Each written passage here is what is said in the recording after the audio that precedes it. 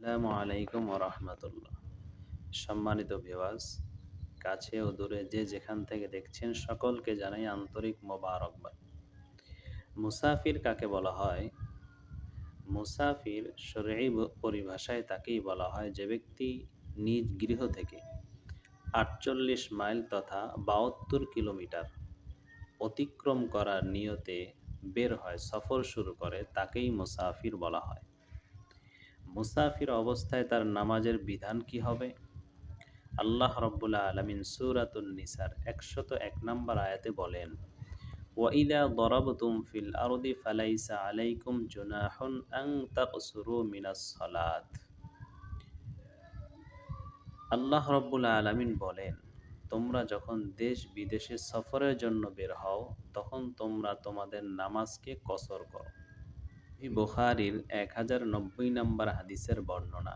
আম্মাজান আয়েশা সিদ্দিকা রাদিয়াল্লাহু তাআলা আনহা বলেন, as-salatu awwalu মা ফুরিদাত রাকাআতাইন। নামাজ মূলত প্রথম অবস্থায় ২ রাকাত করেই ফরজ করা হয়েছিল। প্রথম অবস্থায় নামাজ ২ রাকাত করেই ফরজ করা হয়েছিল। ফাআকিররাত সালাতুস সাফারি ওয়া আতিম্মাত সালাতাল হাদর। সফর অবস্থায় ২ রাকাত করেই ফরজ রাখা হয়েছে এবং মুকিম অবস্থায় পূর্ণ ৪ রাকাত করা হয়েছে। তো আয়াত ও হাদিসের মাধ্যমে আমরা বুঝতে পারলাম যে সফর অবস্থায় ৪ রাকাত বিশিষ্ট ফরজ নামাজগুলোকে ২ রাকাত তথা কসর আদায় করতে হয়। এবার আসেন, ফরজ নামাজ তো কসর করলাম, সুন্নতের বিধানটা কি হবে? সহিহ মুসলিমের ৬৮৯ নম্বর হাদিসের বর্ণনা। আন হাফস ইবনে আসিমিন ক্বালা মারিদতু মারদান ফাজা ইবনু উমর ইয়াউদুনি। হাফস ইবনে আসিম রাহমাতুল্লাহি আলাইহি বলেন, আমি যখন অসুস্থ, ইবনে ওমর রাদিয়াল্লাহু তাআলা আনহু আমাকে দেখতে আসলেন। আসার পর আমি তাকে প্রশ্ন করলাম যে সফরে সুন্নত নামাজের বিধান কি হবে? তিনি আমাকে জবাব দিলেন যে আমি নবী করিম সাল্লাল্লাহু আলাইহি ওয়াসাল্লামের সাথে ছিলাম, কিন্তু সফরে কখনো আমি তাকে সুন্নত পড়তে দেখি নাই। তিনি আরো বলেন, যদি আমি সফরে সুন্নতি পড়তাম তাহলে ফরজ নামাজই পূর্ণভাবে পড়তাম।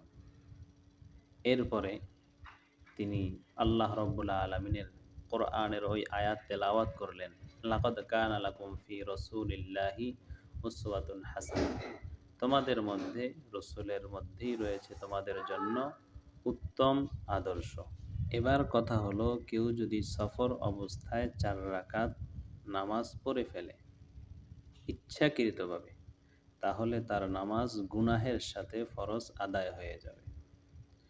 কিন্তু কেউ যদি অনিচ্ছায় ভুলবশত ৪ রাকাত পড়ে ফেলে, তাহলে সে সহু সেজদা দিলে নামাজ শুদ্ধ হয়ে যাবে। ৩ নাম্বার কথা হলো, কেউ যদি সফর অবস্থায় কোনো মুকিম ইমামের পেছনে নামাজ আদায় করে, তখন সে অবশ্যই ইমামের সাথে ৪ রাকাত পড়বে। ২ রাকাত তার ফরজ কসর আদায় হয়ে যাবে, বাকি ২ রাকাত তার জন্য সুন্নত হয়ে যাবে। আল্লাহ তাআলা আমাদেরকে বোঝা মানা সহজ করে দিক। আমিন।